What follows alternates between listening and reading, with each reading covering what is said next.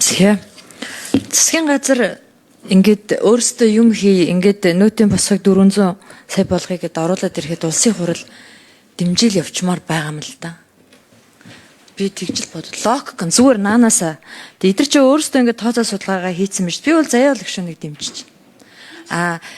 Яагаад тэгэхээр би асуулт асууя л да. Нөөтийн босхойг 400 сая болохоор төсвүүдээр хичнээн төгрөгийн ачаал ирээд. За том аж ахуйн нэгжүүдтэй жижиг аж ахуйн нэгжүүд ерөөсөө харилцаанд ордгоо гин 28 мянган аж ахуйн нэгж гэдэг нь муу юм уу? Үнэн юм уу? Худлаа юм уу?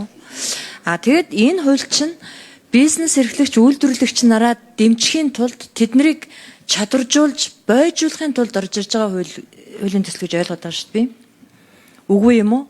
Энэ тийм биш ээ гэж их хурл хэрвээ хэлэх гэж байгаа бол одоо шулуухан хэлээд эсрэг байна гэд ингээд байгаа байхгүй. Аливаа нэг юм эргэлт хийхийн өмнө ямар нэг юм өөрчлөхийн өмнө дандаа л ийм саад өргөшлүүдийг ярьдаг үсттэй. Дандаа л ярьдаг байсан. Сая хэлж штэ 50 сая болгоход ярьж л байсан. Тийм байгаагүй гэд. Одоо хэрвээ 400 сая болгох юм бол яг ямар одоо ач холбогдолтой зүйл үүсгэх гээд байгааг тоо баримттай бас би эндээс сонсомоор байна мэргэжлийн хүмүүсээс. Тэгээ тодруулъя. Ажлын хэсэг хариулъя. Хавыг шүү. За тайлбар өгье. За нэгдүгээр асуудал бол нийтдээ 50 саяг 400 сая болоход бол нийтдээ 161 2 тэрбумын төсвийн ачаал ирнэ. За яагаад энэ нөөт гэдэг маань эцэг хэрэглэгчээс авдаг татвар. Энийг бол одоо бид нар бол бүгдээр мэдж байгаа тийм. За эцэг хэрэглэгч гэдэг маань одоо нөгөө бидний энэ хувийн орлогын албан татварын хууль өргөн барьцсан болохоор хувийн орлогын албан татвараас нэлээд хөнгөлтүүд хийцэн болохоор энэ удаа нөөтөө болчихё. Ягаад гэхээр сая бид чинь нөөтийн буцаалтын цуцлаа хийсэн шүү дээ.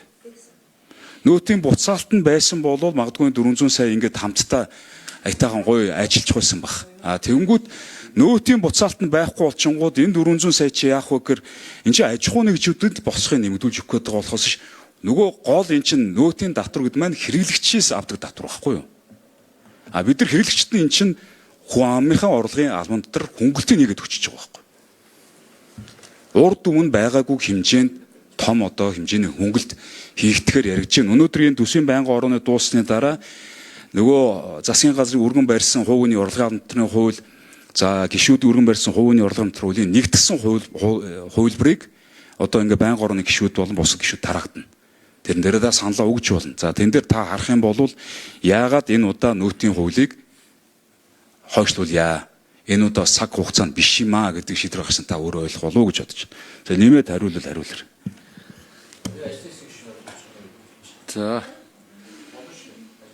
За ганц зэрэг гişүү хариул. Ажлын хэсгийн гişүү ганц зэрэг гişүү.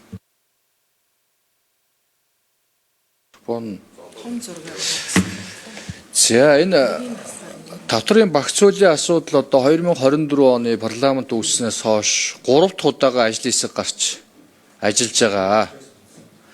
Тэгээд аж ахуйн нэгж ард иргэдийн татврын дарамт ачааг бууруулъя гэд засгийн газраас жахаа тодорхой төслүүдэд өргөн бариад их хурлаас бас ажлын хэсэг гараад гишүүд маань ороод төсвийнхээ байгаа бололцооных нь хэр хэмжээнд орон зай хэмжээнд нь тултал нь уг нь бол хөнгөлж чөлөөлчийг яваад байгаа.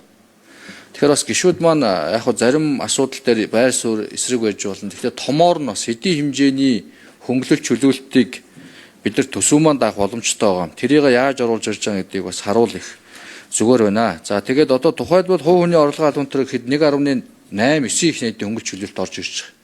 Баярмаа гишүүний өргөн барьсан шатлал 1% шатлалыг хүртэл оруулсан тусгаал ингээл уялдуулаад явж байгаа. Нөөт төр гэхэд 181 орчим тэрбум төгрөг. Одоо энэ босхийг хэрвээ 400 сая болгоод нэмэгдүүлвэл би бол тухайлбал ажлын хэсгийн гишүүний хуваарч ажлын хэсгийн гишүүн ч гэсэн одоо хувь гишүүний хувьд бол тэр 400 болгоод нэмэгдүүлэхийн заяа гишүүний саналыг бол дэмжиж явж байгаа. Аж ахуйн нэгжийн орлогын албан татвар дээр гэхэд тэр шатлал дээр 162 тэрбум төгрөг. Жижигдэнд бизнесүүд дээр буюу нөгөө 1 тэрбумыг 2.5 болгож байгаа шүү дээ. Хэлбэршүүлсэн гороор 1% татвар төлж байгаа. Тэрэн дээр 84 тэрбум гээд нийтдээ 2.45 их нийт төгрөгийн татврын хөнгөлт чөлөөлтийг энэ аж ахуйн нэгж ард иргэд үзүүлэхээр энэ орон зай дээр орж ирж байгаа шүү. Би тэгээд одоо энэ сангийн яам татврын байгууллагууд энэ мэргэжлийн хүмүүст бол буруу гэж байхгүй. Эрхэм гүшүүд ээ. Энд чинь угаасаа орон зай болцоотой юм энэ байгаамаа. Энэ хүмүүс бол хуулийнхаа дагуу тооцоолоо хийгээд боломжтой хэмжээнд нь саналуудаа оруулж ирж байгаа. Тэгээ мэдээж энэ төсвийн байнгын орон дээр гишүүд өөрсдийнхөө үнэлтээр олон хороо саналаа өгөө шийдвэрлээд явна. Харин би нэг зүйлийг бас тодтогч хэлмээр байгаа даа. Нөөд дээр 5% буцаалтыг баталсан байсан.